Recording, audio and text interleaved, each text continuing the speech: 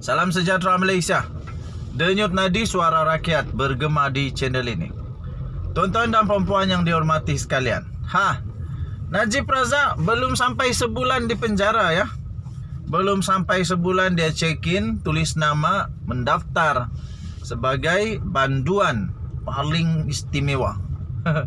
Kenapa istimewa? Of course lah, dia kan bekas Perdana Menteri. Jadi mau tidak mau, kita tetap hormat dia juga. Hormat, tetap hormat. Hormat sebagai banduan junior.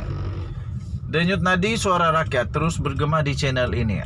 Tuan-tuan dan puan-puan, walaupun belum 1 bulan Najib Razak di penjara, sudah ada lagi berita hangat tentang rasuah Najib, tentang pengubahan wang-wang haram Najib, pecah amanah Najib, tentang wang MDB, 1 MDB. Susah mau sebut pula. Kalau SRC International 42 juta, ini 1 MDB lagi hebat tuan-tuan dan puan-puan. Ini berbilion-bilion. Terbaru ini, maci-maci, paci-paci, kamu percayalah bahwa benda ni bukan saya dapat daripada restoran dan kedai mamak. Bukan. Ini dari mahkamah, Jadi jangan kata saya fitnah pula. Ini dari mahkamah. 1 MDB bawa keluar 1 bilion US dollar. 1 bilion US dollar kamu tahu berapa? Lebih kurang 5 bilion ringgit Malaysia. Tanpa maklum Kementerian Kewangan.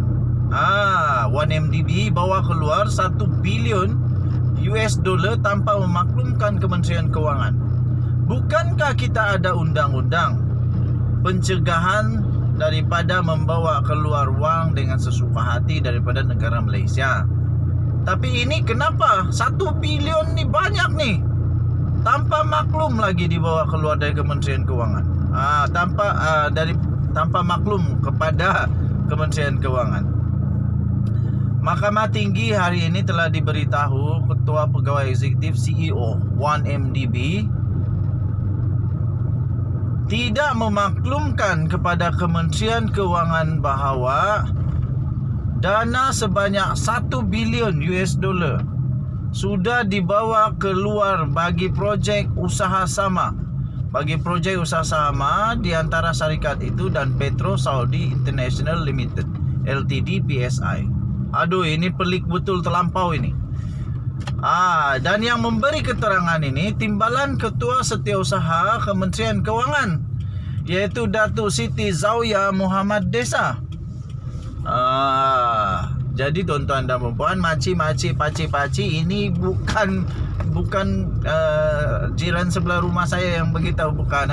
Tetapi ini adalah daripada Timbalan Ketua Setiausaha Kementerian Kewangan.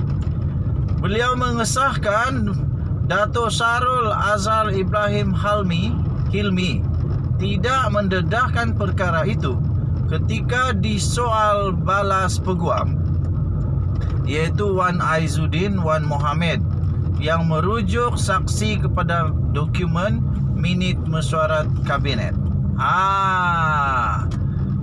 Tuan-tuan dan puan-puan yang dihormati sekalian, Siti Zawiya berkata menurut dokumen berkenaan 1 MDB dijangka akan membuat pinjaman sebanyak 1 bilion US dollar pada masa depan. Dicadangkan oleh Wan Aizuddin bahawa wang yang dipinjam itu bukan daripada penerbitan Nota Jangka Sederhana Islam IMTN. Saksi ke-26 pendakwaan itu berkata. Tuan-tuan dan puan-puan yang dihormati sekalian, ini satu lagi kejutan besar. Memang sangat-sangat besar. Apa tidak besar? 1 bilion US dollar ni. Persoalan seterusnya, Najib tahu tak perkara ni? Persoalan utama sebenarnya yang saya ingin tanyakan, hasil daripada perkara ini adalah Najib tahu atau tidak perkara ini? Sebab Najib kan orang paling besar di 1 MDB. Jadi dia tahukah? Sebagai Perdana Menteri, dia tahukah? Sebagai Menteri Kewangan, dia tahukah Kalau dia tidak tahu, kenapa dia tidak tahu? Dan kalau dia tahu, kenapa dia tak halang perkara ini daripada berlaku? Ini di bidang kuasa dia. Dia kan Menteri Keuangan. Dia Perdana Menteri. Siapa lagi yang boleh kalahkan kuasa Perdana Menteri? Hanya Perdana Menteri je lah. Jadi persoalannya, Najib tahukah perkara ini? Itulah persoalan paling penting dalam hal ini. Najib tahukah perkara ini, tuan-tuan dan puan-puan yang dihormati sekalian? Ataupun Najib membiarkan saja perkara ini berlaku? Kenapa? Itulah yang bikin pelik lah. Bekas pengerusi 1MDB Tan Sri Muhammad Bakir Saleh memberitahu mahkamah beliau mengesahki Najib terbabit dalam perancangan projek usaha sama 1MDB PSI yang diperkukuhkan lagi dengan bagaimana kaedah suntikan 1 bilion oleh 1MDB melalui usaha sama itu dipersetujui. Mahkamah sebelum ini turut diberitahu daripada jumlah itu sebanyak 700 juta US dollar dilencongkan ke dalam syarikat Gusta Limited yang kemudiannya didapati merupakan sebuah syarikat yang mempunyai kaitan dengan ahli perniagaan dalam buruan Low Tech Jo atau Jolo. Ia menyebabkan 1MDB telah berhutang sebanyak 700 juta US dollar berpunca daripada pindahan dana kepada Gusta itu. Proceeding pada hari ini menyaksikan Wan Aizuddin kurang menyenangi tindakan saksi yang kerap kali menjawab tidak ingat dan tidak tahu atau hanya mendiamkan diri saja. Pada satu ketika peguam itu memarahi saksi dan menyatakan beliau bukan orang yang sesuai untuk memberikan keterangan mengenai isu penilaian Kementerian Keuangan terhadap 1MDB berhubung pinjaman 1 bilion itu. Timbalan pendakwa raya kanan Datuk Seri Gopal Sriram kemudian mendakwa peguam itu mengelirukan saksi. Bagaimanapun dijawabnya, saksi anda mengelirukan saya dengan tindakan berdiam diri, katanya.